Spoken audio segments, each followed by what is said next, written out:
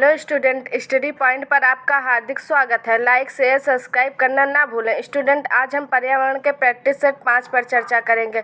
हमारा टॉपिक है पारिस्थितिक और पारिस्थितिक तंत्र। आइए पहला क्वेश्चन देखते हैं। स्टूडेंट, पहला क्वेश्चन हमारा है, मृदा में उपस्थित जल की कुल मात्रा को कहते हैं। इसमें आपसे जल की मात्रा को पूछा गया है। इसमें 4 ऑप्शन है। ऑप्शन ए है होलार्ड, ऑप्शन बी है चीसार्ड, ऑप्शन सी है ईकार्ड और ऑप्शन डी है इनमें से कोई नहीं। तो इसमें से आपका ऑप्शन ए सही है, होलार्ड। मृदा में उपस्थित जल की कुल मात्रा होलार्ड को कहते हैं। आइए स्टूडेंट, क्वेश्चन नंबर 2 की ओर चलते हैं।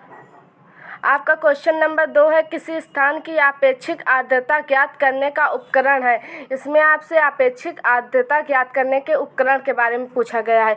इसमें आपके सामने 4 ऑप्शन है। ऑप्शन ए है हाइग्रोमीटर, ऑप्शन बी है बैरोमीटर, ऑप्शन सी है अमीटर और ऑप्शन डी है ऑक्सीजनोमीटर। तो इसमें से आपका सही है ऑप्शन ए हाइग्रोमीटर।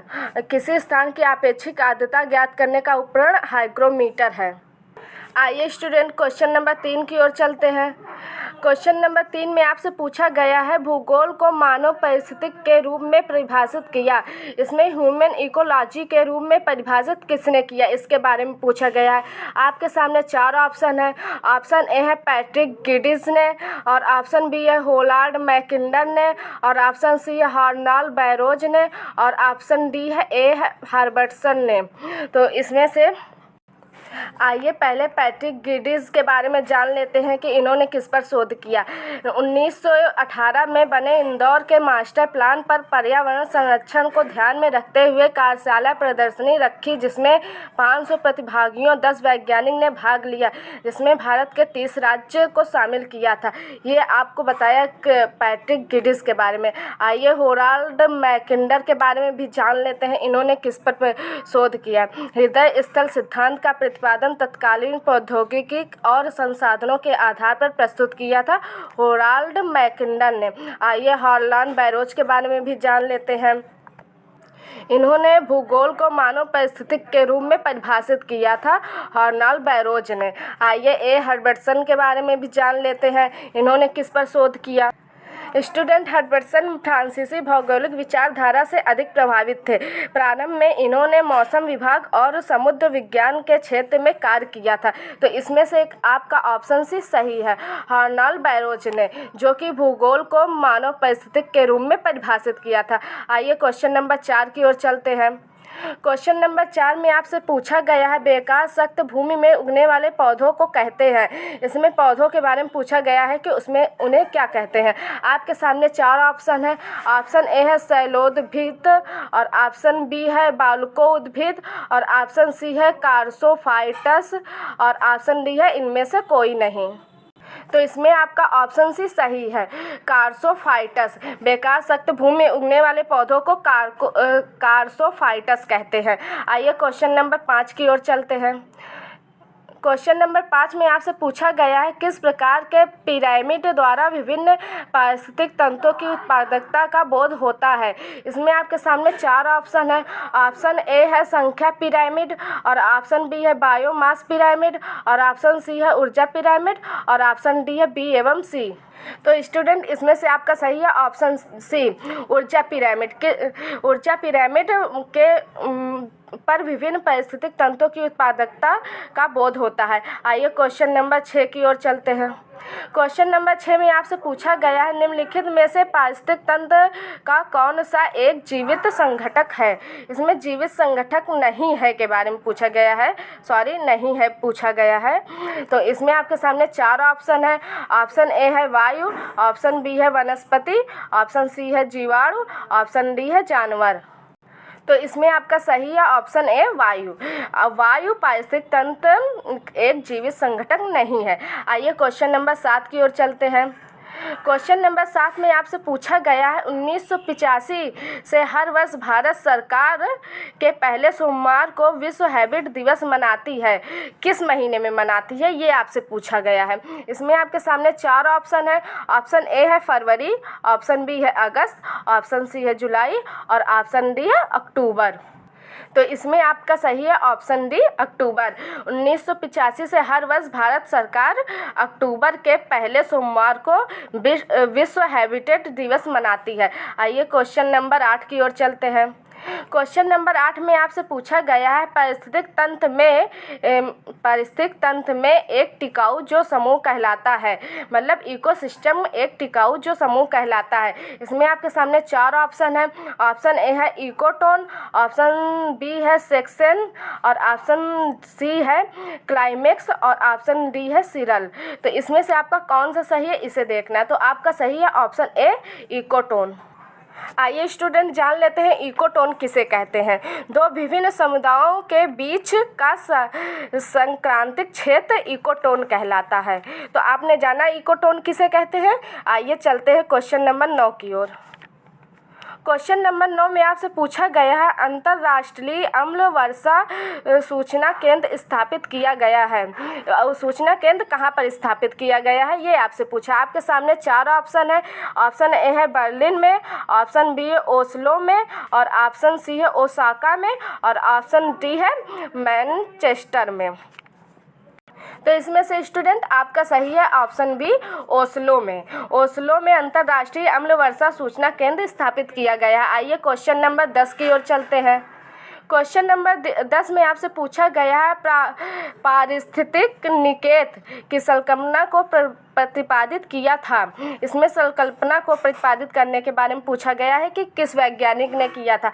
इसमें आपके सामने 4 ऑप्शन है। ऑप्शन ए है ग्रीनेल्स ने, ऑप्शन बी है डार्विन ने, ऑप्शन सी है IP ओडम ने, ऑप्शन डी है CC पार्क ने। आइए स्टूडेंट पहले ग्रीनेल्स के बारे में जान लेते हैं कि इन्होंने किस पर शोध किया था। तो ग्रीनेल्स ने पारितंत्र के लिए पारिस्थितिक निकेट शब्द का प्रथम प्रयोग किया था 1971 में। ग्रीनेल्स ने निकेत का प्रयोग किया था 1971 में। आइए डार्विन के बारे में भी जान लेते हैं कि इन्होंने किस पर शोध किया था। क्रम विकास के सिद्धांत का प्रतिपादन डार्विन ने किया था। इवोल्यूशन का सिद्धांत डार्विन ने दिया था। आइए IP ओडम के बारे में भी जान लेते हैं कि इन्होंने किस पर शोध किया था। स्टूडेंट IP ओडम एक जीव वैज्ञानिक थे। पारितंत्र पारिस्थितिक पर शोध किया था। इनकी पुस्तक फंडामेंटल ऑफ इकोलॉजी है। तो इसमें से आपका सही होता है ऑप्शन ए ग्रीनेल्स ने पारिस्थितिक निकेत की संकल्पना को प्रतिपादित किया था ग्रीनेल्स ने। आइए क्वेश्चन नंबर 11 की ओर चलते हैं। क्वेश्चन नंबर 11 में आपसे पूछा गया है निम्नलिखित में से किसका पारिस्थितिक संतुलन से संबंध नहीं है। इसमें आपसे पूछा गया है पारिस्थितिक संतुलन से संबंध नहीं है, ये किसका नहीं है। आइए 4 ऑप्शन दिए हैं, देख लेते हैं कौन से ऑप्शन है। ऑप्शन ए है जल प्रबंधन, ऑप्शन बी है वन रोपण और ऑप्शन सी है औद्योगिक प्रबंध और ऑप्शन डी है वन्य जीव सुरक्षा। तो इसमें से स्टूडेंट आपका सही है ऑप्शन सी औद्योगिक प्रबंधन है, जो आपका पारिस्थितिक संतुलन से संबंध नहीं रखता है। आइए क्वेश्चन नंबर 12 की ओर चलते हैं। क्वेश्चन नंबर 12 में आपसे पूछा गया है भारत में मैंग्रोव वनस्पति अधिक विस्तृत रूप से पाई जाती है यहाँ पे है कहाँ पर पाई जाती है। आपके सामने 4 ऑप्शन है। ऑप्शन ए है मालाबार तक में और ऑप्शन बी है सुंदरवन में, ऑप्शन सी है कचरे के रन में और ऑप्शन डी है तटीय उड़ीसा में। तो इसमें से आपका सही है ऑप्शन बी सुंदरवन में। भारत में मैंग्रोव वनस्पति अधिक विस्तृत रूप में सुंदरवन में पाई जाती है। आइए क्वेश्चन नंबर 13 की ओर चलते हैं। क्वेश्चन नंबर 13 में पूछा है एपीफाइट्स वे पौधे हैं जो अन्य पौधों पर निर्भर करते हैं। ये किस पर निर्भर करते हैं इसके बारे में आपसे पूछा गया है।